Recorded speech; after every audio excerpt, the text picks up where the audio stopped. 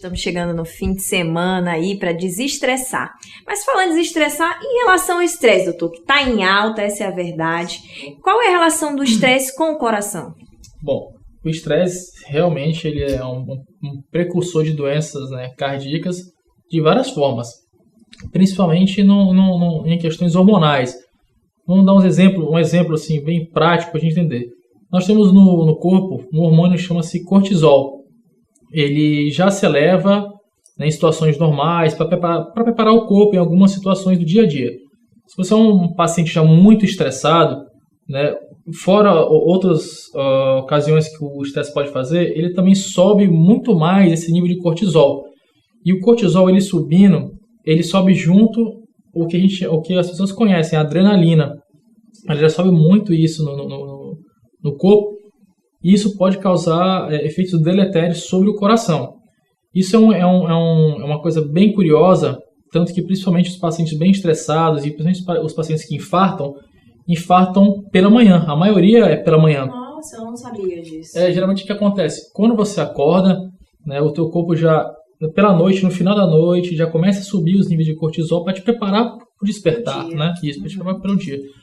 E a pessoa estressada, já também que acorda estressada, esse pico vai muito maior. E aí, junto disso, o nível de adrenalina sobe muito, a pessoa vai ter um pico de pressão, vai ter um batimento cardíaco mais acelerado e acaba atingindo aquele pico de frequência cardíaca e infartando.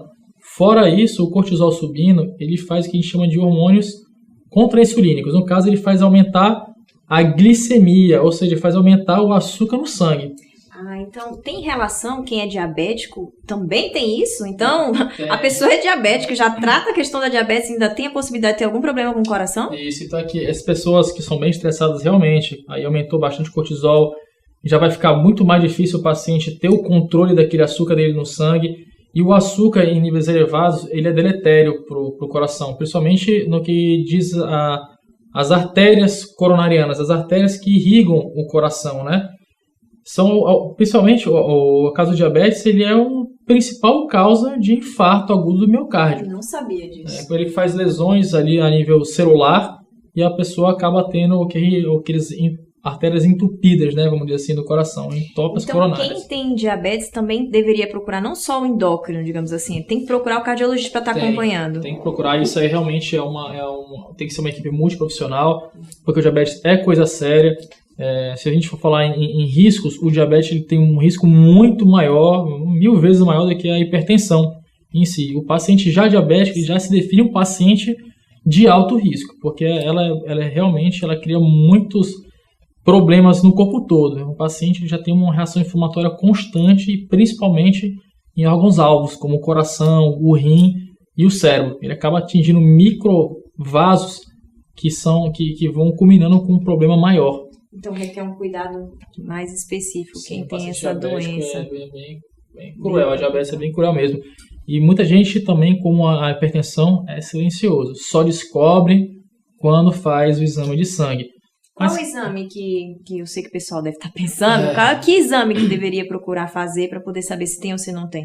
Bom, numa consulta médica, geralmente nós pedimos o exame de rotina, que é a glicemia, que vai coletar pela via venosa. Tem que ser em jejum, né? De manhã Isso, tem que ser em jejum. Existem os testes que nós fazemos quando o paciente ingere, né? E tudo isso é importante para nós definirmos um paciente diabético. Isso aí são critérios laboratoriais. Mas tem pacientes que já chegam com alguns sintomas de diabetes e a gente já consegue identificar e a gente confirma com os exames. São pacientes que vêm com aquela sede intensa, o paciente já vem com perda de peso, isso aí é bem característico, sabe? Tem outros detalhes também, né? Mas esses são os mais importantes. E também a urina, o paciente urina muito, o volume de xixi aumenta, né? Bastante. E é até curioso isso, eu tenho amigos que já descobriram a diabetes me falando, Hassan... Falando do sintoma. Não, eu urinei e eu fui tomar uma água, lanchei, quando eu voltei tinha um monte de formiga na privada. Aí eu falei, cara, vamos ver, tu deve ter diabetes.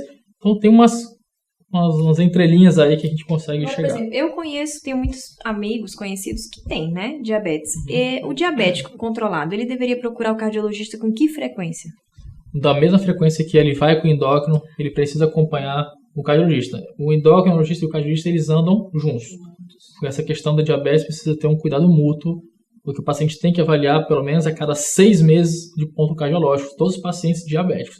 Muito mais grave que o paciente hipertenso, que precisa acompanhar anualmente. Maravilha, doutor. Daqui a pouquinho nós voltamos com mais dicas com o Dr. Hassan Ciaga.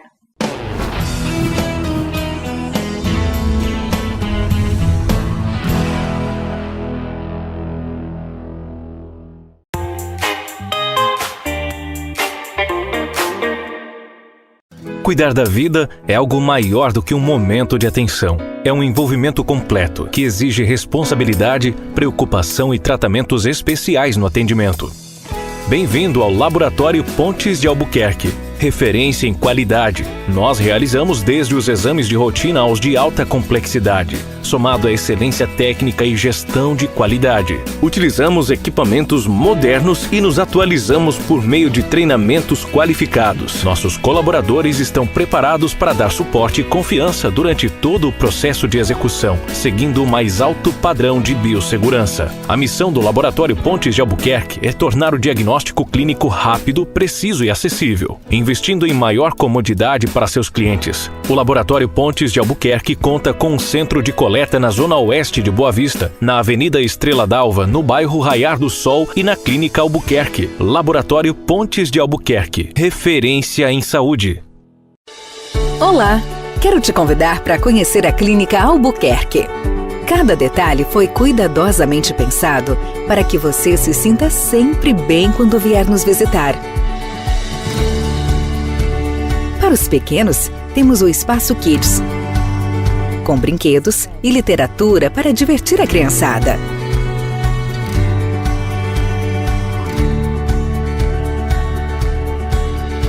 Nós acreditamos que ir ao médico pode ser também um momento agradável.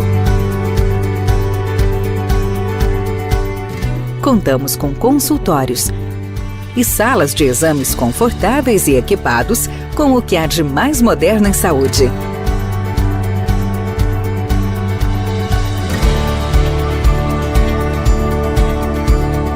Bem-vindo à Clínica Albuquerque. Vamos adorar receber sua visita. Seja bem-vindo ao Oral Office Designer. Oferecemos uma estrutura ampla e consultórios equipados com o que há de mais moderno.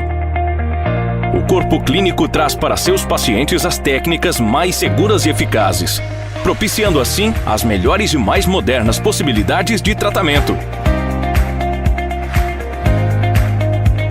Seguir esculpindo sorrisos é a nossa missão. Trabalhamos com odontologia moderna. A Oral Office Designer está com uma equipe preparada e com um ambiente discreto, aconchegante e acolhedor, dando a privacidade que nossos pacientes merecem. Trabalhamos com a odontologia de excelência nos mínimos detalhes. Deixe-nos descobrir o seu sorriso. A Oral Office Designer quer ter esse compromisso com você.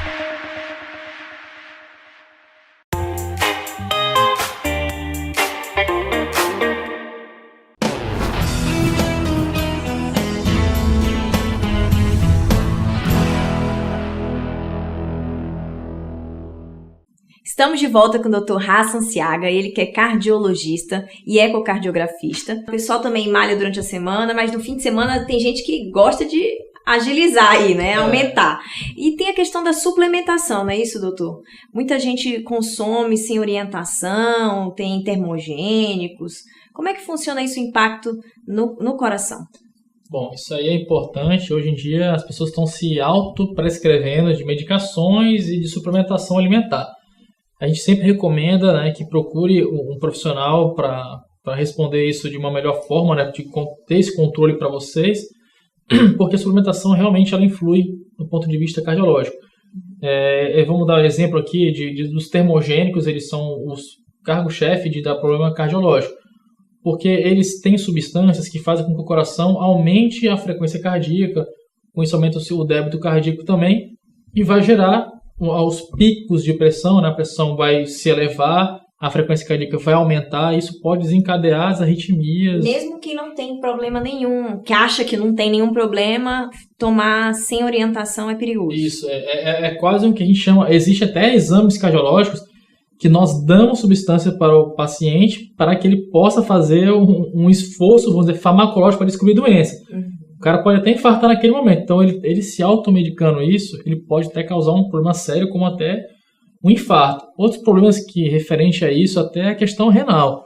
Existem pacientes fazendo suplementação com os famosos BCAA, whey protein, de forma desenfreada, né, sem ter um acompanhamento com um profissional para isso. O paciente acaba ganhando pedra no rim, acaba tendo um acometimento da função renal, e o paciente com problema renal, o paciente com doença renal crônica, né, no caso, ele também é um paciente de alto risco para doença cardiovascular, igualzinho um paciente diabético. Então, são pacientes realmente muito graves do ponto de vista cardiológico. Então, tem que tomar muito cuidado, até na questão da gestão de água, se tomar esse suplemento, mas essa parte quem vai cuidar realmente é o nutricionista, vai referir isso aí, o nutrólogo vai orientar dessa forma melhor, né?